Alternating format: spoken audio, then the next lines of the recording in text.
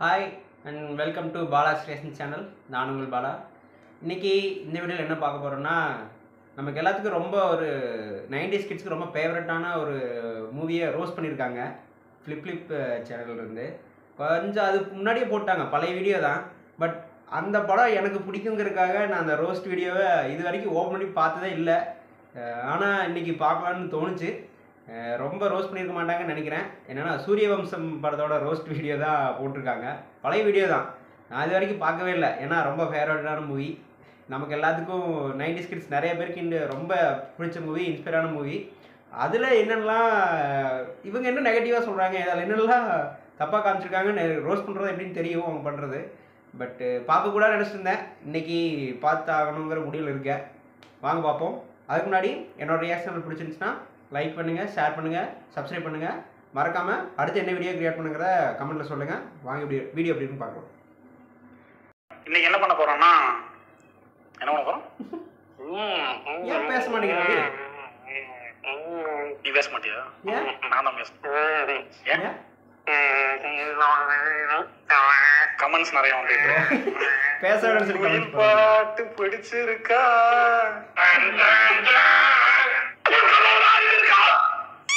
இன்னைக்கு என்ன பண்ண போறோம்னா, உங்கள் பாட்டு பிடிச்சிருக்கா பாடல் நாயகி தேவயானி நடித்த, அவங்களோட ஃபேஸ் ஆப் க்ளோனிங் நம்ம சரத்குமார் நடித்த ஒரு இது ஃபேஸ் ஆப், அதாவது கண்டதையும் நான் பேச மாட்டேன். ஓகே, நம்ம வந்து சூரிய வம்சம் படத்தை வந்து நம்ம அது என்னது என்னவோ சொன்னோம்னா நினைவு கூறுவோம், ட்ரிபிளேவே போட்டுருவோம். இப்போ நான் பேசல, பாத்துக்கோங்க. எல்லாம் மக்கள் பாத்துக்கிட்டே இருக்காங்க. நான் பேச போறதில்ல. இன்றைய எபிசோட் முழுக்க குருவாய் தன் பூலில் கட்டி இழுக்க போகிற பூல்ல கல்ல கட்டிட்டு ஆடிட்டு இருப்பாரு.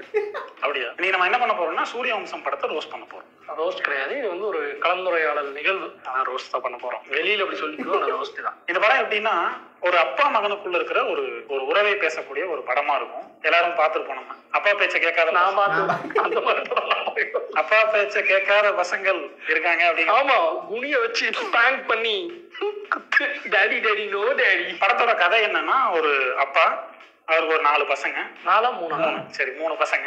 இல்ல, ஒரு பையன் வந்து பிறந்து இறந்துட்டான். அது வந்து இந்த கதையில யாருக்குமே தெரியல.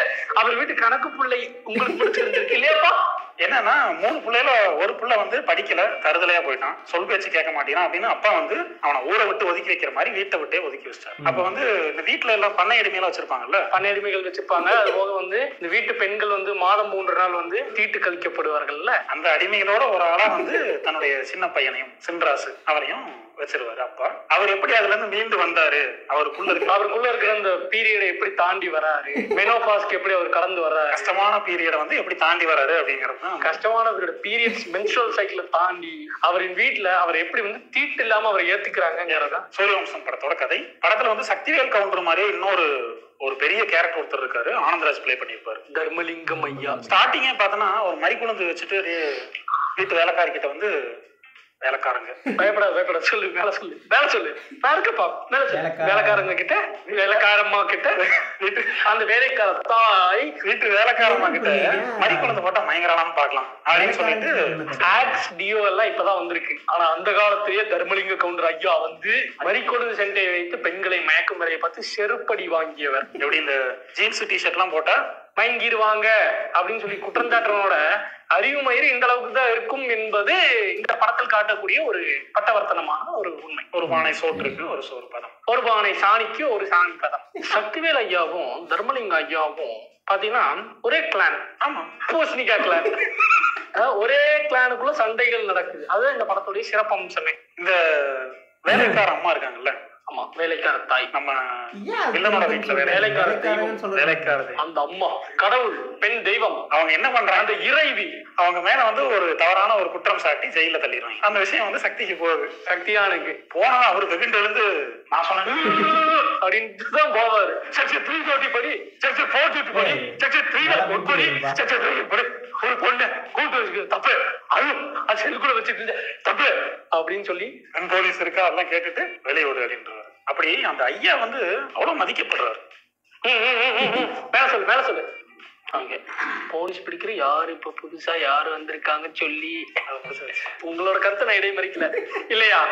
மக்கள் வாக்குமூலம். ஓகே, இது வரைக்கும் இந்த மினிட் வரைக்கும் இந்த 2 கேரக்டர்ஸ் தான் வந்து ரொம்ப முக்கியமான கேரக்டர்ஸ் படத்துல. சக்திவேல் வந்து ஆல்பா மேல் ஆசோல், இன்னொன்னு நம்மளுடைய தர்மலிங்கம் ஐயா வந்து ஒரு அட்டென்ஷன் சீக்கிங் கேர்ள் ஃப்ரெண்ட். வீட்டுக்கு வந்துட்டு துப்பாக்கி எடுத்து தன்னுடைய மூதாதைகள் எனக்கு ஏன் ஊர்ல யாரும் அட்டென்ஷனே கொடுக்க மாட்டேங்கிறாங்க அப்படின்னு சொல்லி தன்னுடைய கண்ணாடியை பார்த்து தானே துப்பிக்குவார். அது வேற படம். தோத்துட்டே இருக்கியாரா? இந்த படம் தான் இல்லையா? அதுல முடியல. அது வந்து சிம்மராசி சலங்கைகளை கட்டி கொண்டு நிப்பிள்ஸ் தெரியும்படி சரத்தையா ஆடும்போது குலுங்கும். ரம்யா கிருஷ்ணனுக்கு சற்றும் குறைவில்லாத ஒரு ஆட்டம். இந்த சக்திவேலையா வீட்டுல வந்து ஒரு கல்யாணம் நடக்குது. சின்ராசிக்கே தெரியாம அவர் தங்கச்சிக்கு கல்யாணம் நடக்குது. எல்லாரும் முன்ன கூடுறாங்க. ஒரு போட்டோ ஷூட் நடக்குறாங்க. அந்த போட்டோ ஷூட்ல பார்த்தோன்னா அவரு ஒதுங்கி நிற்பாரு. எங்க வீட்டுல எல்லாம் வந்துட்டாங்க, இது கல்யாணத்துக்கெல்லாம் இது வரவே இல்லை. முன்னாடி இன்ட்ரோடக்ஷன் போட்டோ ஷூட்லாம் அதுக்கு முன்னாடி கல்லு பிடிச்சிட்டு படம் பாத்தியா? இந்த கல்யாணம் நடக்கக்கூடிய விஷயம் வந்து சின்ராசுக்கு தெரியாது. அப்படியே அந்த வலியும் வேதனையும் பொங்க தன்னுடைய அம்மா கிட்ட வந்து புலம்பிட்டு இருப்பார். அடுத்த ஜென்மோன்னு ஒண்ணு இருந்தா அப்பவும் நான் இந்த டாக்ஸிக் அப்பாவுக்கு தான் நான் பையனா பிறந்தேன், நான் சஃபர் ஆகணும், டிப்ரெஸ் ஆகணும் அப்படின்னு சொல்லி அப்போதான் நான் ஒரு பிடிக்கிற பையனா இருக்கும். அப்பாவை நினைத்து நிஜமும் தன்னை மாற்றிக்கொள்ள நினைக்கக்கூடிய மகன். அவ்வளவுதான், வேற நினைக்கவே கூடாது, தப்பு. இப்படி ஒரு டாக்ஸிக் டேடுக்கும் ஒரு சப்மிசிவான சன்னுக்கும் இருக்கக்கூடிய அந்த ஒரு ஊழல் தான் இந்த படத்தில் இருக்கக்கூடிய ஒரு அழகிய. இந்த சக்திவேல் கவுண்டர் வந்து தன்னோட பையனை வந்து ஏன் ஒதுக்கி வச்சிருக்காரு, சின்ராசை ஏன் ஒதுக்கி வச்சிருக்காரு அப்படின்னு யோசிச்சோன்னா அது உண்மையான காரணம் வந்து மென்சுரல் சைக்கிள் கிடையாது. பின்னாடி ஒரு பிளாஷ்பேக் இருக்கு. அப்பதான் கௌரிங்கிற ஒரு கேரக்டர், ஒரு முறப்பொண்ணு கேரக்டர் உள்ள வருது. அவங்கள வந்து கரதன் கௌரியா இந்த முறப்பொண்ணு கௌரி வந்து சின்ராச சின்ன வயசுல இருந்தே ரொம்ப கியூட்டா அழகா ஒரு ஒரு பியூட்டிஃபுல்லான ஒரு சைட் கிக்கா ஒரு பேக்கப்பா வந்து பாத்துக்கிட்டே இருக்கா. சைல்ட்ஹுட் லெவலாம் கிடையாது, சைல்ட்ஹுட் லெவலாம் கிடையாது. அவ வந்து அவனை அழகாக ட்ரெயின் பண்ணி கொண்டிருக்கிறாள். அவனும் வந்து கொஞ்சம் கூட குச்சமே இல்லாம he has been simping her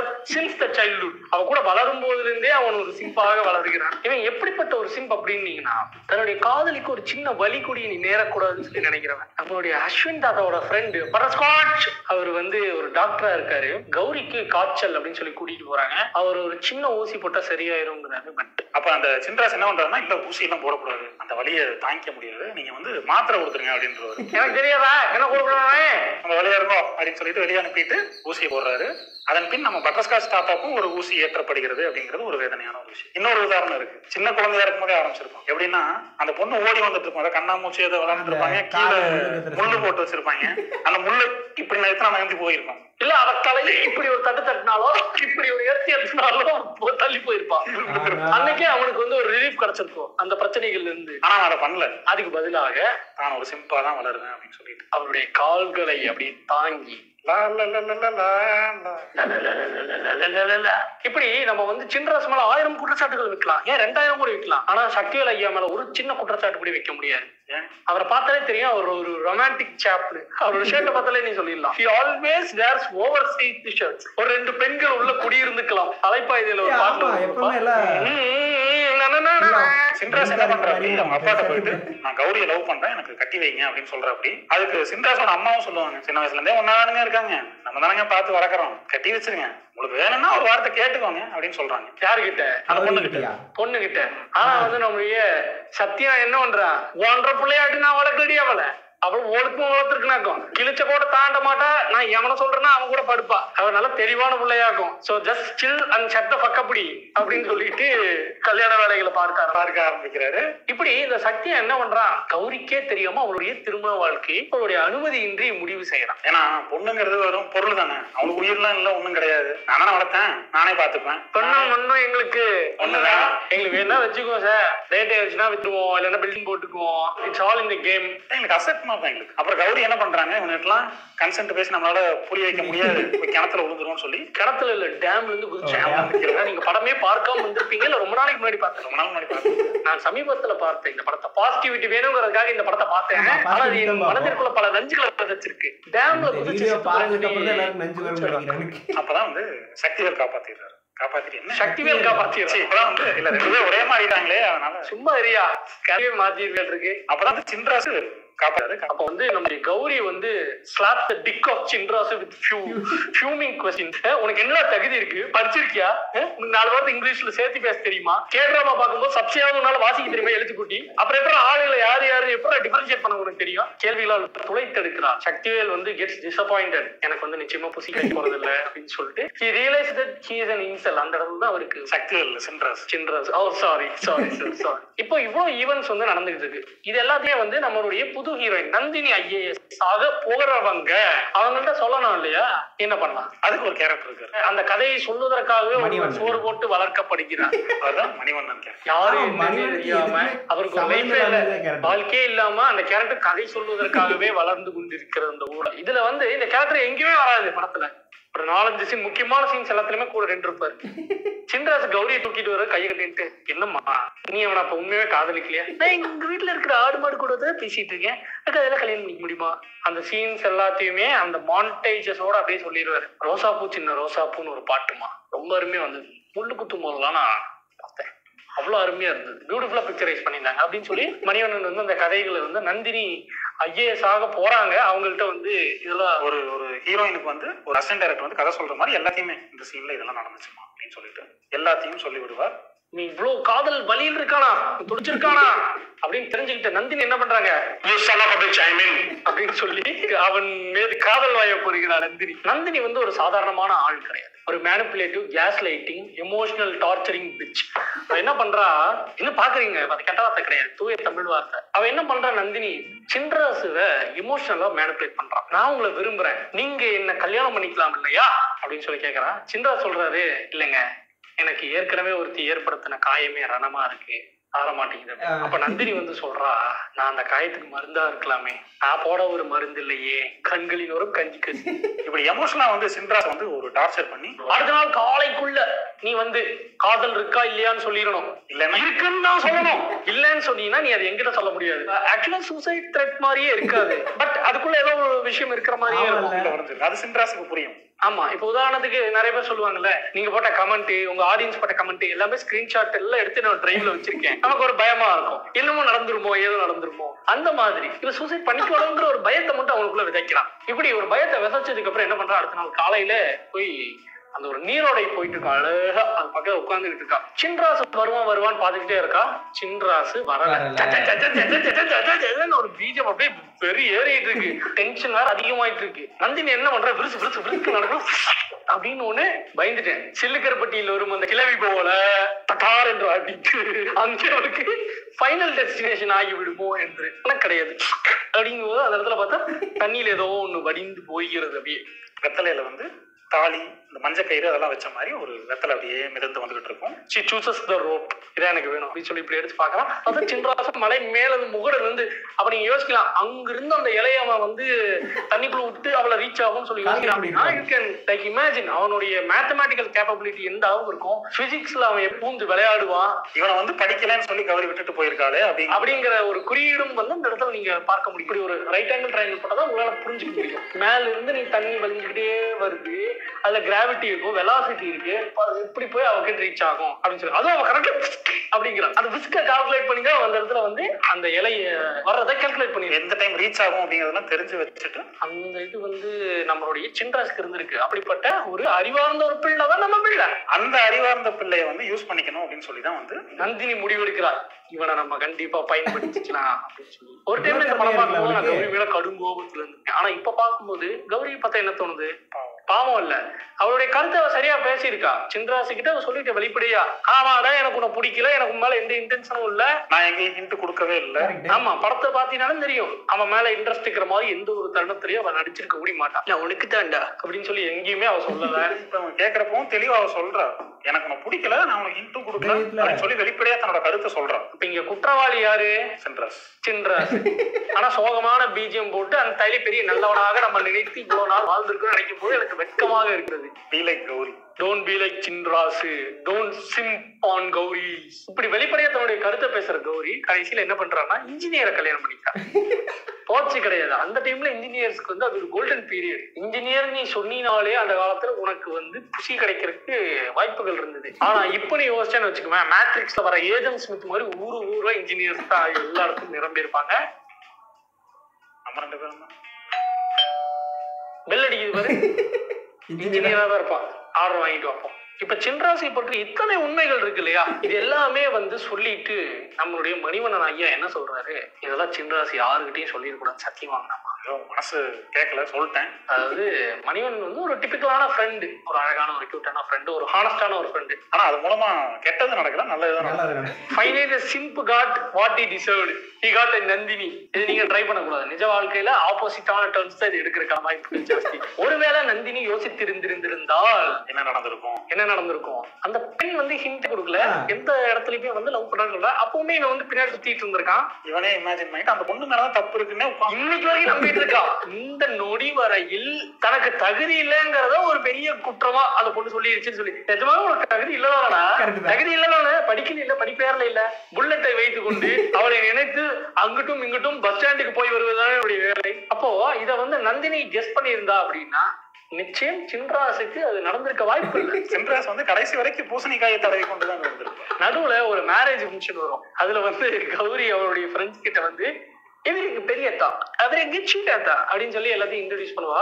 அப்ப இது யாரு அப்படின்னு சொல்லிட்டு அவங்க ஃப்ரெண்ட் ஒருத்தவங்க கேட்பான். இன்ட்ரோடியூஸ் பண்ண மாட்டேன் போடா அப்படின்னு சொல்லி அவமானப்படுத்தி அனுப்பிடுவா. இதை பார்த்து கோபப்படுகிற நந்தினி என்ன பண்ற, ஹே டிம்பிள், ஹே ஜிம்மி இங்க வாங்க அப்படின்னு சொல்லிட்டு தன்னுடைய ஃப்ரெண்ட்ஸ்களை கூப்பிட்டு, இவர் யார் தெரியுமா, இவர் சாதாரணமான ஆள் இல்ல, சச்ச பிக் பொலிட்டி, இவருக்கு வேலையே இல்ல, சும்மாதான் இருப்பாரு எப்பவுமே, யாருக்கு வேணாலும் கூல் ட்ரிங்க்ஸ் கொடுறா அப்படின்னு சொல்லி அவரை நாகரிகமாக இன்ட்ரோடியூஸ் செய்து வைத்து அவங்க மூஞ்சில கறிக்க பூசுறான். சரி நியாயமா பேசு நந்தினி, இல்ல வேற என்ன பண்றாங்க, நைட் ஆனா பேட் மொபைல் எடுத்துட்டு பெட்ரோலுக்கு போயிட்டு வரானா, காத்தம் சிட்டியை பாதுகாத்துட்டு இருக்கானா, ஒரு வேலையும் கிடையாது, தோப்புக்கு போயிட்டு வர்றது, மணிவண்ணன் கூட சேர்ந்து கொண்டு மஜாவாக இருப்பது, இப்படின்னு ஜாலியாக இருக்கக்கூடிய ஒருவன் தான் சின்ராஸ். அவங்க முன்னாடி மரியாதையா பேசுற மாதிரி பேசிட்டு அந்த பக்கம் தூண் பின்னாடி சொல்லிட்டு ஓடி இருப்பான்.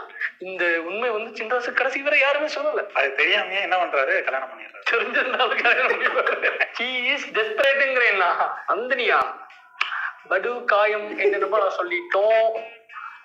Okay fine, I'll go. Anyways, I wanted for it. எவ்வளவு வருஷம் தான் பூசணிக்காய் தடவிட்டு இருக்கு. இப்படி சின்ராஸ் வந்து ஹிண்ட் கொடுத்துறாரு. இந்த இலையில வந்து சாம்பார் தூள், மஞ்சத்தூள், இந்த பக்கம் வந்து கயிறு தொங்குவதற்கு அதெல்லாம் கொடுத்தாங்க.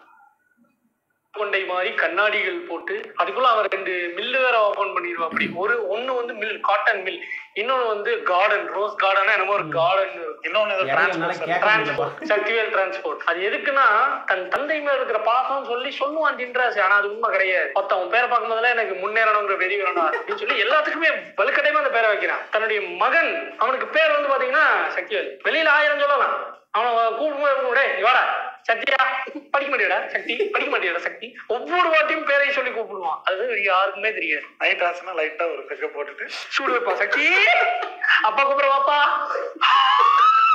இப்படி ஒரு அபியூசிவ் ஃபாதராக சின்ராஸ் இருப்பாங்கிறது ஒரு சூசகமா நம்ம சொல்றோம். அது வந்து நிஜமா இருக்கலாம், இல்லாம இருக்கலாம், காட்டப்படாமல் இருக்கலாம். இந்த சின்ன சக்தியா இருக்காம பாருங்க, அவன் சாதாரணப்பட்ட ஆள் கிடையாது. அவன் யாரு தெரியுமா, அவன் புளுத்தி குழந்தை. புளுத்தி குழந்தை வந்து அவருடைய கேரக்டர். அவன் யாருன்னு கேட்டீங்கன்னா கலாகாலம் காலங்கள்ல வந்து ஹேமா, ராகவி. ஆமா ஆமா, ராகவி தானே அவங்க அந்த கேரக்டர் பேரு. அந்த காலத்துல அதான் வந்து சூரிய வம்சத்துல இந்த புளுத்தி குழந்தை, ஆல்சோ நோன் as சின்ன சத்யானா நடிச்சிருக்காங்க. அதாவது மலைக்கு கூட ஸ்கூலுக்கு ஒதுங்க நம்ம சத்யா என்ன பண்றான், எதாச்சும் அப்படியே ஸ்கூலுக்கு போற அப்படி கையெழுத்து வர கொடுக்காது. பெரிய காலக்டர் கையெழுத்து போறக்கு அங்க என்ன இருக்கு பேப்பர், இது வந்து நாளைக்கு செகண்டரியா மார்க்கெட். யாரு தன்னுடைய மருகளை இன்ஃபுளுன்ஸ் யூஸ் பண்ணி எல்லாம் பண்றதுக்காக பணங்களை கொள்ளையடிக்கும் ஒருவனாக எனக்கு அந்த இடத்துல காட்சிப்படுத்தப்படுறாரோ அப்படிங்கிற ஒரு கேள்வி வருது. அந்த இடத்துல அப்படியே என்ன பண்றாரு, சின்ன சத்யா உள்ள வர்றாரு. சின்ன சத்யா வந்த உடனே கையெழுத்து போவ சொல்ல தெரியாம ஊத்திட்டோம். சின்ன வயசுல எப்படி ஓலாக்குறான் பாரு, இருக்காதுங்களா பின்ன, நம்ம வம்சம் தானுங்களே, நம்ம பரம்பரை தானுங்களே. இது ஒரு பக்கம் போயிட்டே இருக்கு. இன்னொரு பக்கம் வந்து பாத்தீங்கன்னா கௌரியோடைய வாழ்க்கை பரிதாபகரமா மாறி, இன்ஜினியர் கண்ணா வாழ்க்கை எப்படி போகும் அப்படின்னு சொல்லி எங்கள் மனதில் வந்து நாங்க சொல்றது கிடையாது. போய் சின்ராசு கிட்ட என் புருஷனுக்கு ஒரு ஜாப் வேணும் அப்படின்னு சொல்லி கேட்கறான். சின்ராசும் கூலா, உங்களுக்கு எந்த பிரச்சனையும் இல்லைன்னா எவ்வளவு வாங்கிட்டு இருந்த, 7,000 ரூபா, இன்னையில இருந்து உனக்கு 50 ரூபாய் சம்பளம். எங்க பண்ணையத்துல எல்லாம் அவ்வளவுதான் கொடுப்பாங்க. வந்து மட்டை வெடிக்கிற வேலை பாரு அப்படின்னு சொல்லி தன்னுடைய பண்ணையத்திற்கு ஆள் எடுக்கிறது. ஆனா அது தெரியாம கௌரி என்ன நினைச்சுக்கிறா, கம்பெனில ஏதோ ஒரு நல்ல ஒரு மேனேஜரியல் போஸ்டுக்காக இவருக்கு கிடையாது. பரதேசி படத்துல டிஎஸ்டி கூட்டிட்டு போவாங்கல்ல, அந்த மாதிரி சின்ராஜ் தன்னுடைய ரோஸ் கார்டன் அங்க போய் கால் நரம்பை அறுத்து கௌரியின் கணவனை தள்ள போகிறார் அப்படிங்கிறது தெரியாம அவ சிரித்து கொண்டு மகிழ்ந்து கொண்டு இருக்கிறார். ஆனா இந்த சந்தோஷம் கொஞ்ச நேரம் கூட நீடிக்கல. நந்தினி வந்து காஃபியோட வந்துடுறா. அந்த பதிலடி கொடுக்கும் நிகழ்வு நடக்குது. அதாவது எப்படி வந்து நந்தினியை வந்து இன்சல்ட் பண்ணாங்களோ அதே மாதிரி இவங்களும் இன்சல்ட் பண்ணிட்டு எல்லாத்தையும் சொல்லிட்டு, உங்களை இன்சல்ட் பண்ணணும்னு எதுவுமே சொல்லல. அப்படிதான் நீ சொல்லுவேன், அப்படிதான் சொல்லுவேன். ஏன்னா சோர்தான நிக்கிறேன் உங்க மனசு பின்பற்ற மாதிரி நான் எதுவுமே பேசுங்க. ஆண்டுகிட்டு சாகு வாழ்க்கை எவ்வளவு சீக்கிரமா ஸ்டூடெண்ட் இருக்குது பாத்தீங்களா. நீ அந்த வேலை இல்லைன்னு சொல்லியிருந்த கூட அவ்வளவு வருத்தப்பட்டிருக்க மாட்டா. வேலை இருக்கு, ஆனா நான் பண்ற இன்சல்ட்ட கொடுத்ததுக்கு அப்புறம் தான் உனக்கு அந்த வேலை.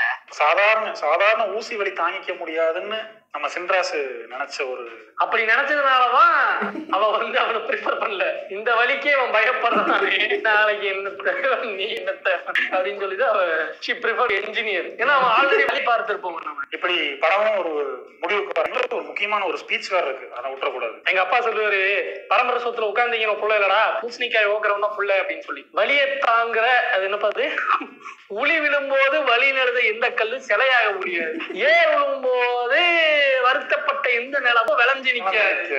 இப்படி தன்னுடைய வசனங்களை மைக்கு கிடைச்ச உடனே ஆத்துன்னு ஆத்திட்டு என்னமோ அவங்க அப்பா திட்டினதுனாலதான் வளர்ந்த மாதிரி ஒரு பிம்பத்தை உருவாக்குறது. நீ யோசிச்சு பாரு, இதுல அவனுடைய அப்பனுடைய பங்கு எதாவது இருக்கான். வீட்டை விட்டு துரத்துனது மட்டும் தான் அவன். ஒருவேளை அவங்க அப்பனே அவனுக்கு உனக்கு என்னப்பா பிடிக்கும், டிரான்ஸ்போர்ட் பிடிக்குமா, நான் ஒரு பிசினஸ் செட் பண்ணி கொடுக்கான்னு கேட்டிருந்தா எளிமையாக நீ உங்க அப்பா கொடுத்துருக்கலாம். உங்க அப்பா செஞ்சது ஒரே ஒரு விஷயம், அந்த மாதிரி தவறான கிரெடிட்ஸை கொடுக்கிற தன் தந்தைக்கு தன்னுடைய மனைவிக்கு கொடுத்துருக்கலாம். அந்த டிரான்ஸ்போர்ட்டுக்கு பேர் வந்து நந்தினி டிரான்ஸ்போர்ட் அப்படின்னு வச்சுக்கலாம், சுந்தரராஜன் பேரை வச்சிருக்கலாம், மணிவண்ணன் பேரை வச்சிருக்கலாம், இல்லைன்னா தன்னுடைய ஒன் சைட்ல ஒரு கௌரியோட பேரை வச்சிருக்கலாம். ஆனாலும் அவரு பேட் சைல்ட்ஹுட்டை கொடுத்த தன்னுடைய அபியூசிவ் ஃபாதர் அவருடைய பெயரை வந்து தன்னுடைய கம்பெனிகள் எல்லா இடத்துலயும் வச்சு ஒரு இம்மெச்சூர் ஆசோலாக வாழ்ந்து கொண்டிருக்கிறார். கடைசி வரைக்கும் திருந்தவே மாட்டியாடா அப்படின்னு சொல்லி நம்ம எல்லாம் கேட்கிற மாதிரி ஒரு கேவலமான வாழ்க்கை வாழ்ந்து மடிகிறார் சின்ராசு. அது எப்படியாக ஒரு தந்தை மகனுக்கும் இருக்கக்கூடிய ஒரு பாச போராட்டத்தை காட்டக்கூடிய ஒரு படமா தான் வந்து சூரியவம்சம் இருந்துச்சு. இதே மாதிரி இன்னொரு அருமையான நிகழ்வு கலந்தாய்வு.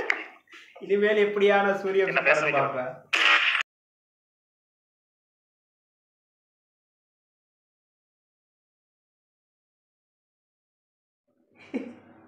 Okay, thanks to flip. Video ரொம்ப நல்லா இருந்துச்சு. சூரியவம்சம் படத்தை வந்து எத்தனையோ தடவை, கணக்கில்லை எவ்வளோ தடவை பார்த்தேன்னு தெரியாது. டிவியில் போட்டப்பெல்லாம் ஸ்கூல் டேஸில் ஆரம்பித்து இப்போ வரைக்கும், போன மாதம் வரைக்கும் ஒரு 10 நாளைக்கு முன்னாடி கூட டிவியில் போட்டிருந்தப்போ கூட பார்த்துருந்தேன்.